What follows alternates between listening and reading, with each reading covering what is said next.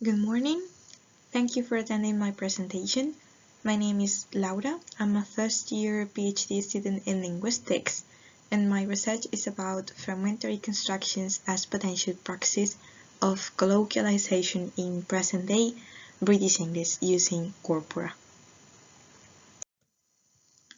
My presentation is organized as follows.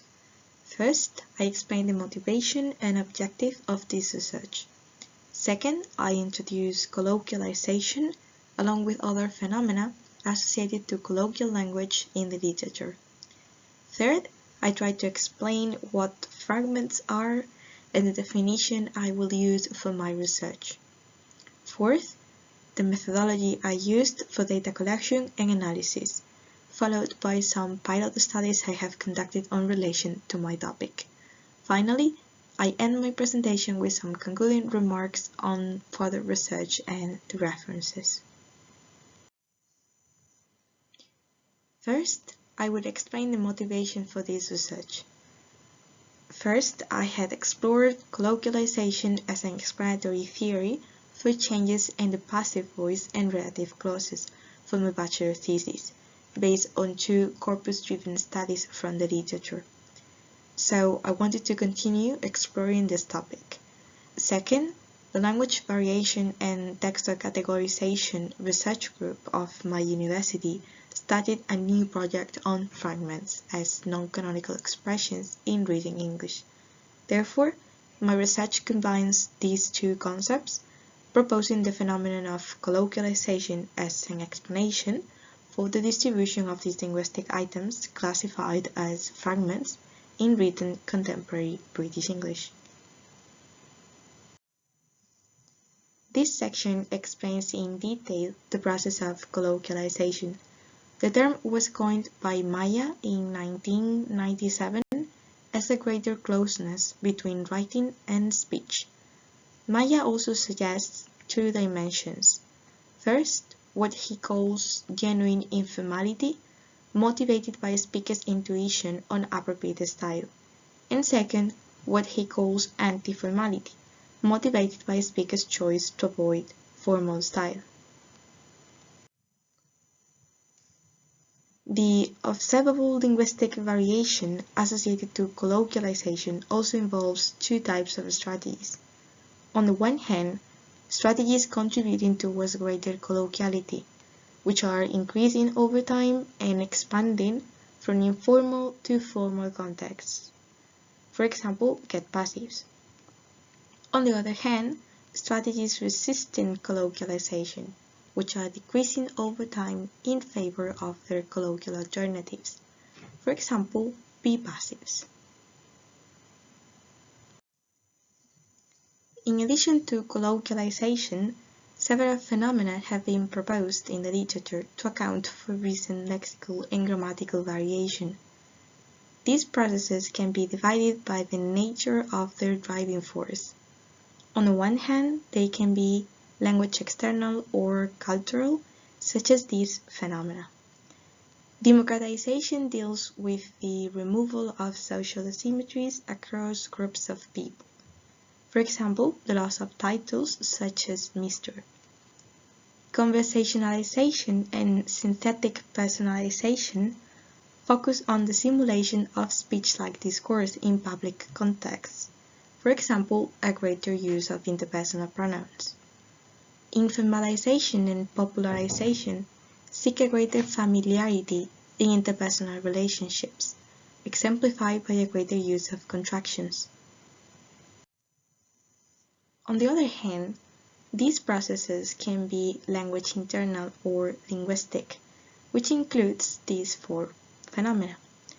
Grammaticalization describes a further grammatical development of previously more autonomous items, such as let's, reanalyzed as discourse marker. Densification and linguistic economy compact information into smaller but more efficient units, such as nominalizations. Finally, stylistic leveling describes a loosening of the stylistic constraints across registers, exemplified by contractions. Having explain the potential social and linguistic processes affecting British English, we move to the linguistic item I want to focus on, fragments.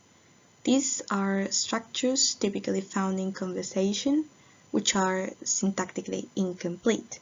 That is, they lack one or more syntactic constituents such as the verb or the subject, but whose interpretation and intonational contour are similar to that of complete sentences.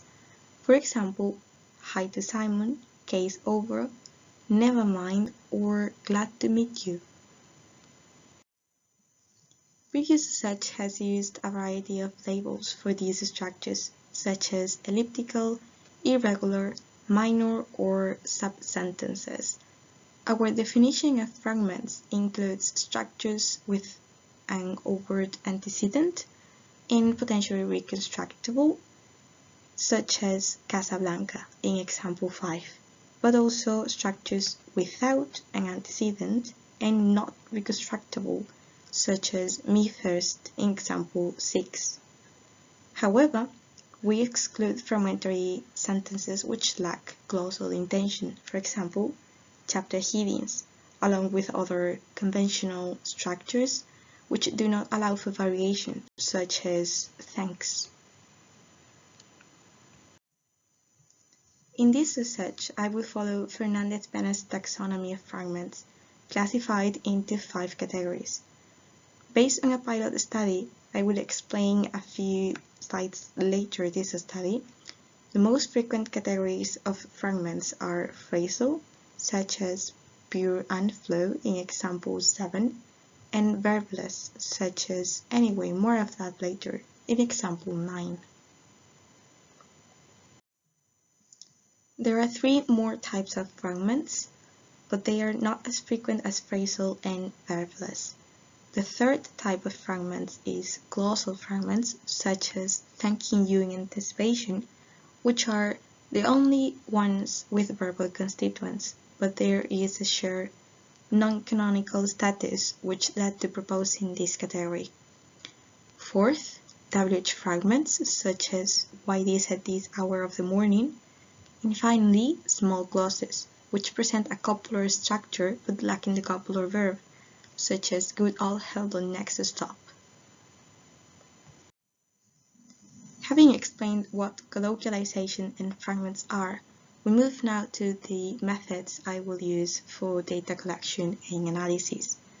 Data for this usage will be taken from the British National Corpus, both its first release in 1994 and its update in 2014, through their respective software, CQP Web and LangSbox-X. Since the corpora are not syntactically parsed, I will design queries using part-of-speech tags and apply precision and recall tests to these searches. The results will then be analyzed stylistically to see whether fragments are expanding from informal to formal contexts, diachronically to see whether the use of fragments increases over time or not, and finally, statistically, in order to be able to generalize the results.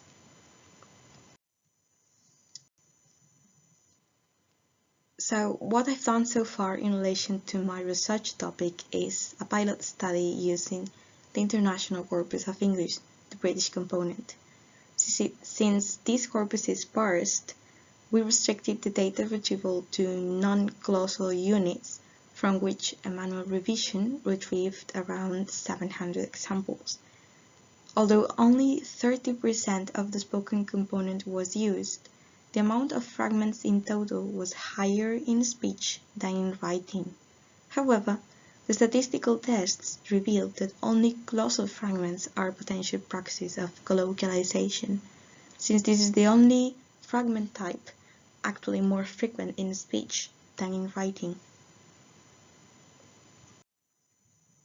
A second pilot study I am currently working on is a review of the observed variation attested in the literature associated to other phenomena apart from colloquialization.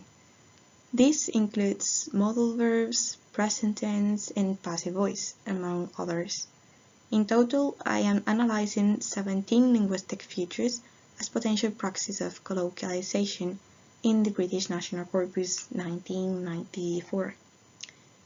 Results suggest that all these linguistic items share a consistent stylistic distribution, presenting higher frequency in informal rather than formal settings, aligning with the predictions of colloquialization. I have yet to conduct this same research on potential praxis of colloquialization in the British National Corpus 2014, whose comparison with the earlier version could yield diachronic results and hopefully more evidence supporting the colloquialization hypothesis. However, on the basis of these stylistic and diachronic tendencies, I want to focus on fragments as potential proxies of colloquialization, for which I am currently developing the search strings in Langsbox X software.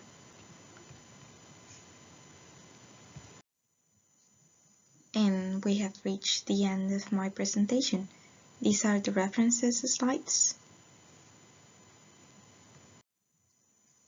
Thank you very much for your attention, and if you have any question, I could be very glad to answer them now.